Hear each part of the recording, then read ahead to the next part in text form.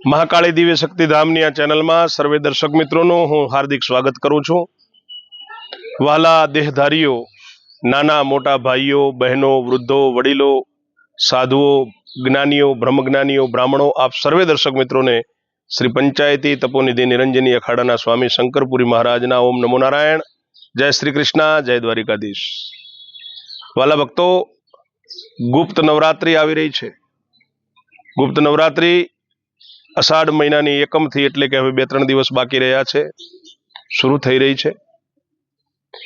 જે ભક્તજનો, જે સાધકો સાધના ભક્તિ વિષયમાં જેઓ અત્યંત ગુઢ જ્ઞાન ધરાવતા હોય છે, જેઓ તંત્ર મંત્ર વિષયમાં અધિક રુચિ ધરાવતા હોય છે, તેઓના માટે આ અત્યંત પાવન પર્વ એવી ગુપ્ત નવરાત્રી।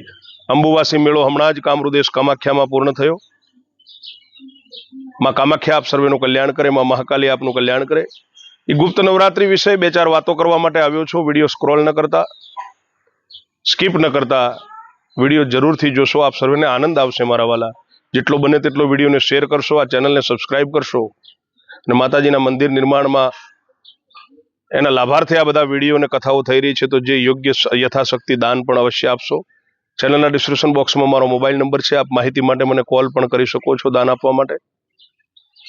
ગુપ્ત નવરાત્રીમાં જે પણ સાધકો મંત્ર તંત્રના ઈચ્છુકો છે એમને પ્રથમ તો ગુરુ કરેલા જ હોય છે।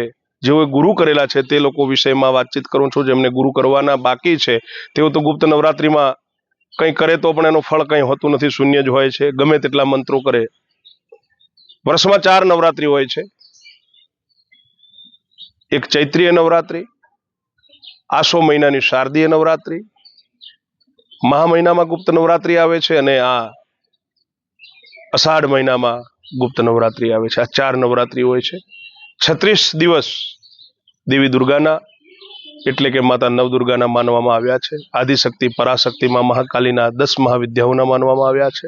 આ 36 દિવસોમાં માતા જગદંબા પોતાનો પૂર્ણ હૃદયથી હેત એના ભક્ત ઉપર વરસાવે છે। તો ગુપ્ત નવરાત્રીમાં સાધકોએ સવારે બ્રહ્મ મુહૂર્તમાં ઉઠવું જોઈએ, નાહી ધોઈ શૌચ આદિ ક્રિયાઓ કરી પ્રથમ એમને ધ્યાન કરવું જોઈએ। આસન બાંધી મંત્રથી આસન ઉપર બિરાજમાન થઈ, મિત્રો અત્યારે નેગેટિવ ઉર્જાનો પ્રભાવ કલિયુગમાં એટલો છે કે આસન બાંધ્યા સિવાય કોઈ પણ વસ્તુ સક્સેસ થતી નથી, ભક્તિ સિવાય। આ હું તંત્ર મંત્રની વાત કરી રહ્યો છું, ધ્યાન માર્ગમાં પણ કંઈક મેળવવું હોય તો એની વાત કરી રહ્યો છું। આમ વગર આસન બાંધે તમે રોજનું ધ્યાન કરશો પણ તમારા કોઈ પિતૃઓ નડતા હશે, વચમાં આવતા હશે તો એ તમને કદી આગળ થોડા જવા દેશે।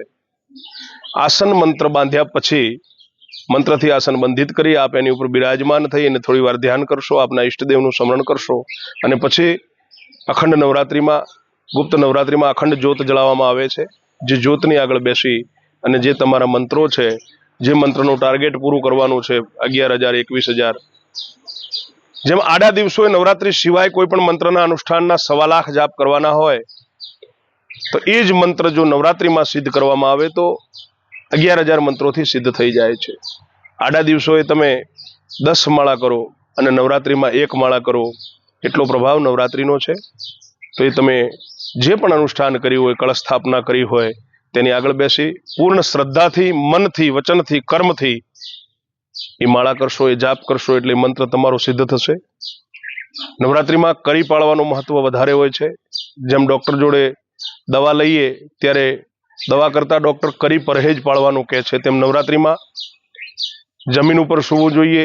ઘણી એવી કરીઓ છે, હાથના કે પગના નખ કાપવા ન જોઈએ, વાળ કાપવા પણ નિષેધ છે, બ્રહ્મચર્યનું પાલન કરવું જોઈએ, ખરાબ કન્ટેન્ટ જોવા નહીં, કામયુક્ત વાતો સાંભળવી નહીં, મનમાં કામોદ્ભવ ભાવ પેદા કરવો નહીં,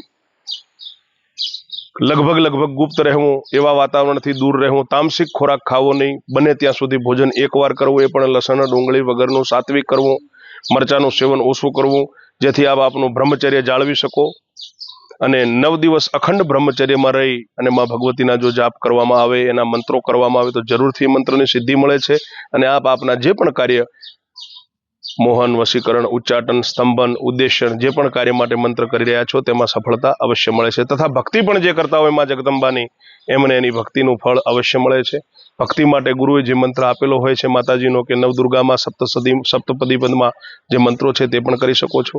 માટે ગુપ્ત નવરાત્રિના આપ સર્વે દર્શકોને, સર્વે ભક્તોને, સર્વે સાધકોને શંકરપુરી મહારાજના ઓમ નમો નારાયણ.